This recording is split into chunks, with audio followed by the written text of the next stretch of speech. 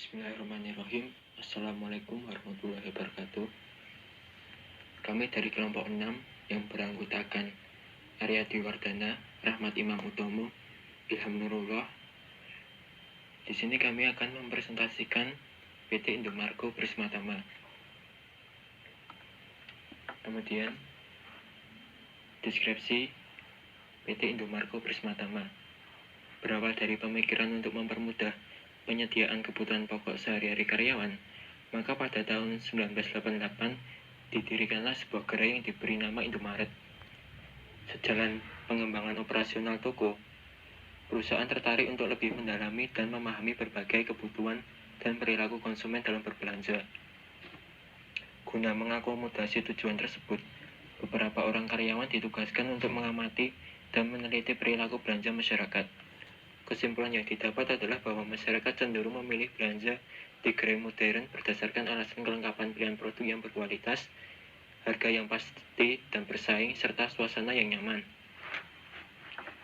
Berbekal pengetahuan mengenai kebutuhan konsumen, keterampilan pengoperasian toko, dan pergeseran perilaku belanja masyarakat ke gerai modern, maka terbit keinginan luhur untuk mengabdi lebih jauh dari nusa dan bangsa.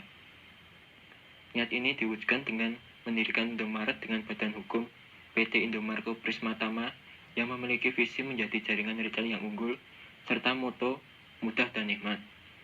Pada mulanya, Indomaret membentuk konsep penyelenggaraan gerai yang berlokasi di dekat hunian konsumen, menyediakan berbagai kebutuhan pokok maupun kebutuhan sehari-hari, melayani masyarakat umum yang bersifat majemuk, serta luas toko sekitar 200 meter persegi. Seiring dengan perjalanan waktu dan kebutuhan pasar, Indomaret terus menambah gerai di berbagai kawasan perumahan, perkantoran, niaga, wisata, dan apartemen. Dalam hal ini, terjadilah proses pembelajaran untuk pengoperasian suatu jaringan retail yang berskala besar, lengkap dan berbagai pengalaman kompleks dan bervariasi. Setelah menguasai pengetahuan dan keterampilan mengoperasikan jaringan retail dalam skala besar, manajemen berkomitmen untuk menjadikan Indomaret sebagai sebuah aset nasional.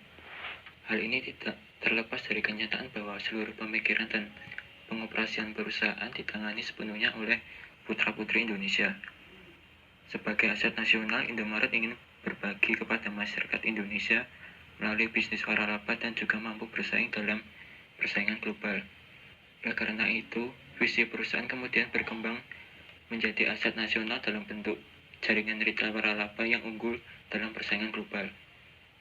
Konsep bisnis waralaba Indomaret adalah yang pertama dan merupakan pelopor di bidang minimarket di Indonesia. Sambutan masyarakat ternyata sangat positif, terbukti dengan peningkatan jumlah terwaralaba Indomaret dari waktu ke waktu. Konsep bisnis waralaba perusahaan juga diakui oleh pemerintah melalui penghargaan yang diberikan kepada Indomaret selaku perusahaan waralaba unggul 2003. Penghargaan semacam ini adalah yang pertama kali diberikan kepada perusahaan minimarket di Indonesia dan sampai saat ini hanya Indomaret yang menerimanya. Saat ini Indomaret berkembang sangat pesat dengan jumlah gerai mencapai lebih dari 12.300 gerai, terdiri dari 40% gerai milik terwaralaba dan 60% gerai milik perusahaan. Sebagian besar pasokan barang dagangan untuk seluruh gerai berasal dari 22 pusat distribusi Indomaret yang menyediakan lebih dari 4.800 jenis produk. Ini keberadaan Indomaret makin diperkuat dengan kehadiran Indogrosir, anak perusahaan dengan konsep bisnis pusat perkulaan. Kemudian visi dan misi. Visi, apa cita-cita perusahaan? Menjadi aset nasional dalam bentuk jaringan retail waralaba yang unggul dalam persaingan global. Misi, apa tujuan keberadaan perusahaan? Yaitu menyediakan berbagai kebutuhan pokok maupun kebutuhan sehari-hari dan melayani masyarakat umum yang bersifat majemuk. Kemudian, faktor eksternal makro. Yang pertama ekonomi, yaitu rata-rata penghasilan per kapita meningkat. Yang kedua kompetitor. Kompetitor saat ini berstatus TBK sehingga strategi dan teknik tidak leluasa dijalankan seperti dulu. Yang ketiga teknologi. Masyarakat saat ini lebih suka melakukan transaksi secara online. Yang keempat socio-cultural force. yaitu masyarakat cenderung memilih belanja di tempat yang dekat dari rumah karena jarak akses dalam perkantoran macet. Yang kelima, socio-environment, yaitu brand image Indomaret bagus di mata masyarakat. Selanjutnya adalah faktor eksternal mikro. Ada beberapa hal di dalam faktor eksternal mikro ini, yaitu yang pertama adalah pemerintah. Dalam hal ini adalah surat izin pembukaan gerai baru sering terhambat atau terlambat dikarenakan surat izin belum terbit. Yang kedua adalah supplier. Sebagian besar pihak supplier menggunakan jasa ekspedisi pada saat pengiriman. Nah, ekspedisi ini sering datang telat atau terlambat yang berakibat pada pengiriman produk ke gerai terjadi keterlambatan. Yang ketiga adalah pesaing. Sudah ada beberapa banyak perusahaan retail luar negeri yang mulai masuk ke Indonesia. Hal ini membuat Indomaret harus dapat bersaing dengan para kompetitor tersebut. Yang selanjutnya adalah media massa. Ada beberapa media yang memberitakan kecurangan dari kasir Indomaret dan komplain atas produk yang dibeli, sehingga mengakibatkan menurunnya brand image. Sebagai contoh adalah beredar kabar bahwa terjadi kecurangan yang dilakukan oleh kasir antara harga yang ditempel pada label dan yang dibayar oleh pembeli tidak sesuai. Maka hal ini mengakibatkan menurunnya brand image dari Indomaret sendiri. Yang selanjutnya adalah pelanggan. Terdapat beberapa permintaan pelanggan yang belum sepenuhnya bisa terpenuhi. Selanjutnya, faktor internal. Faktor internal ini adalah faktor yang terdapat di dalam Indomaret sendiri. Yaitu yang pertama, produk. Mempunyai ribuan gerai yang menyediakan produk yang berkualitas, harga pasti bisa bersaing, pelayanan yang baik, serta menata gerai yang bersih dan nyaman. Kedua adalah marketing. Saluran distribusi yang luas, yaitu 12.300 gerai yang tersebar di Jawa, Sumatera, Kalimantan, dan Sulawesi. Keuangan atau rentabilitas, likuiditas, solvabilitas, profitabilitas sehat. Yang ketiga adalah lead bank, mempunyai jaringan yang terintegrasi dari gerai, gudang, dan kantor sehingga memudahkan dalam menentukan jumlah barang dagang yang akan dibeli, stok, dan sebagai dasar pengambilan keputusan yang strategis. Yang keempat adalah teknologi, memiliki teknologi yang terintegrasi dari gerai, gudang, kantor, sehingga memudahkan untuk melakukan analisa data dan distribusi. Yang kelima adalah distribusi. Nah, di sini terkadang terjadi keterlambatan kirim barang dari gudang ke gerai, sehingga menyebabkan beberapa produk yang diinginkan oleh konsumen sering kosong. Yang keenam adalah human relation. Terkadang ada rasa sungkan terhadap karyawan yang lebih tua, sehingga kurang profesional saat mengambil keputusan bersama. Yang ke-7 adalah pelatihan. Karyawan level SPV ke bawah jarang diikutkan dalam pelatihan sehingga skill karyawan tidak bertambah. Yang ke-8 adalah struktur organisasi. Struktur organisasi yang gemuk sehingga banyak pengeluaran perusahaan untuk menggaji manajer yang kerjanya kurang maksimal. Dan yang terakhir adalah peraturan. Peraturan dan SOP perusahaan tidak tersosialisasi dengan baik atau tidak tersosialisasi dengan merata sehingga tidak diketahui oleh semua baik itu karyawan maupun direksi di Indomaret. Selanjutnya adalah analisis SWOT. Nah, analisis ini digunakan untuk mengetahui kekuatan, kelemahan, ancaman maupun peluang yang akan dihadapi oleh Indomaret mendatang. Yang pertama yaitu kekuatan atau strength.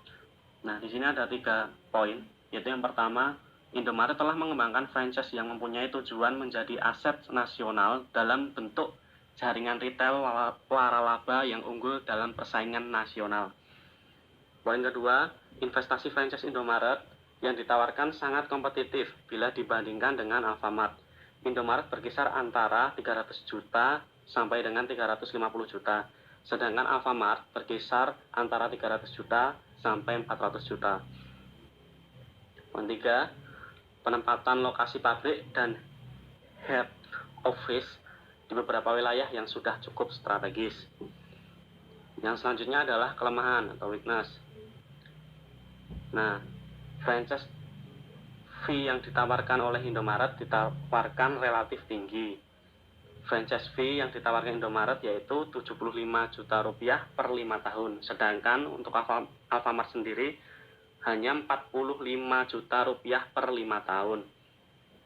Yang kedua adalah break even point yang ditawarkan Indomaret 4 tahun. Sedangkan di Alfamart sendiri antara 3 sampai 4 tahun. Yang ketiga adalah atau yang selanjutnya ancaman atau threat. Ada 2 poin pada ancaman ini. Yang pertama adalah terdapat perusahaan franchise yang sejenis dengan harga jual franchise yang hampir sama. Misalnya, investasi untuk Alfamart sebesar 300 sampai 400 juta. Sedangkan investasi Indomaret berkisar 300 sampai 350 juta. Yang kedua, timbul kekurang percayaan dari franchise terhadap Indomaret yang disebabkan franchise tidak ikut campur. Yang keempat adalah peluang atau opportunities. Nah, di sini ada 1 poin dalam peluang, yaitu perlunya promosi yang lebih gencar agar franchise Indomaret lebih dikenal dan laku di pasaran dan dapat bersaing dengan kompetitor yang dari luar negeri sudah masuk di Indonesia.